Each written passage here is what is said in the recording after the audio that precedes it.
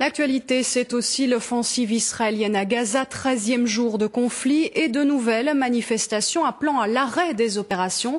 Un mouvement de colère sans frontières en Belgique. Les rassemblements sont quasi quotidiens. À Charleroi, une centaine de manifestants se sont réunis devant l'hôtel de ville et nous retrouvons Luciano Arcangeli. Des cris, des calicots, des images d'enfants, il n'en faut guère plus pour susciter la colère bien palpable de plusieurs centaines de manifestants pro-palestiniens qui s'en sont pris ouvertement à l'État hébreu cet après-midi face à l'hôtel de ville de Charleroi. C'est vraiment malheureux qu'est-ce qui se passe à Gaza. Franchement, il y a des milliers d'enfants qui meurent. Franchement, il faut trouver une solution. Très vite. Le moindre des choses qu'on peut faire, c'est manifester, c'est dire non, quoi. C'est le moindre des choses, on ne sait pas faire autrement, quoi. Israël est dirigé par des militaires qui sont incapables de négocier, qui sont incapables de réfléchir et qui vont droit dans le mur. Je suis vraiment content d'être aujourd'hui avec les Carolorégiens qui se mobilisent pour la Palestine. Je crois que la ville de Charleroi joue un rôle aujourd'hui dans la paix en Palestine. La manifestation aura duré un peu plus d'une heure avant de se disloquer sous la surveillance des policiers de la ville. La ville de Charleroi qui a d'ailleurs reçu une délégation des manifestants et qui a promis d'apporter son soutien aux enfants de Gaza. Et dans d'autres grandes villes de l'Union européenne, des manifestations aussi. L'offensive israélienne est très critiquée, y compris dans les pays arabes comme en Égypte ou encore en Mauritanie. Petit tour d'horizon avec Julie Morel. Israël assassin, un slogan scandé dans toutes les langues et dans de nombreuses villes du monde aujourd'hui. Au 15e jour de l'offensive israélienne à Gaza, les manifestations se multiplient et se durcissent. Israël tue des enfants, bombarde des écoles, bombarde des maisons. Plusieurs dizaines de milliers de personnes à Paris, mais aussi à Londres. 50 000 manifestants indignés qui crient leur colère avec des messages qui ne font pas tous dans la nuance.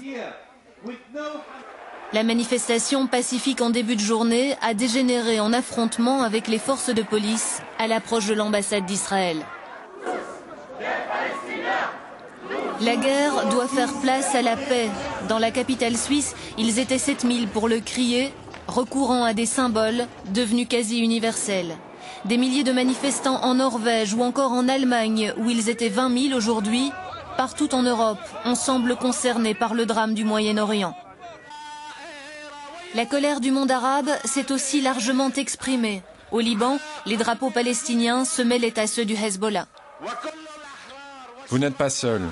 Nous sommes avec vous et tous les peuples du monde libre le sont. Vous vaincrez.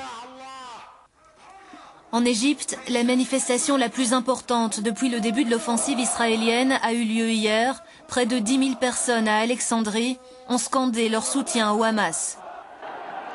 On pointera encore cette manifestation en Mauritanie, une manifestation qui a dégénéré alors que ces jeunes tentaient d'investir l'ambassade d'Israël.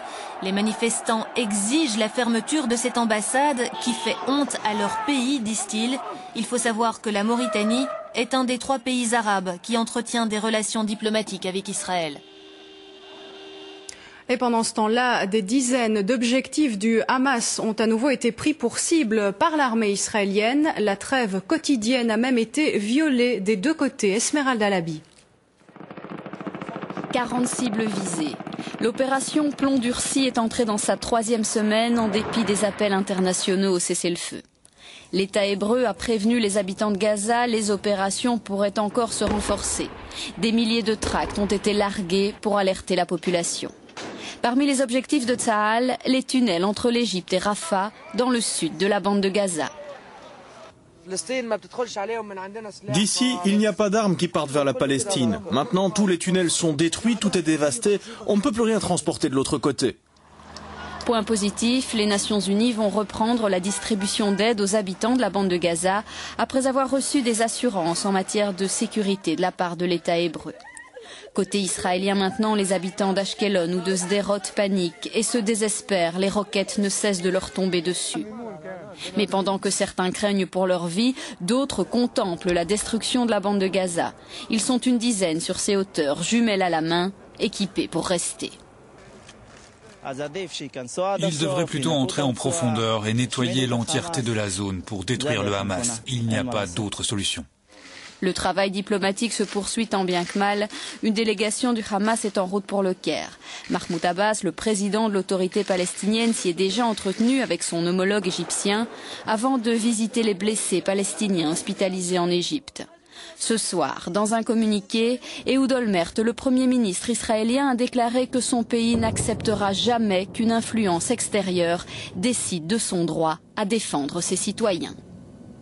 Et nous vous parlions hier de l'opération lancée par la Belgique. Un C-130 de l'armée devait s'envoler pour l'Égypte, mais l'appareil est toujours cloué au sol et il ne décollera pas avant demain. 2 explications. Il y a tout d'abord des problèmes de formalités administratives avec les autorités égyptiennes et puis les conditions sur place ne seraient pas réunies pour atteindre l'objectif de la mission, à savoir évacuer des blessés palestiniens, surtout des enfants.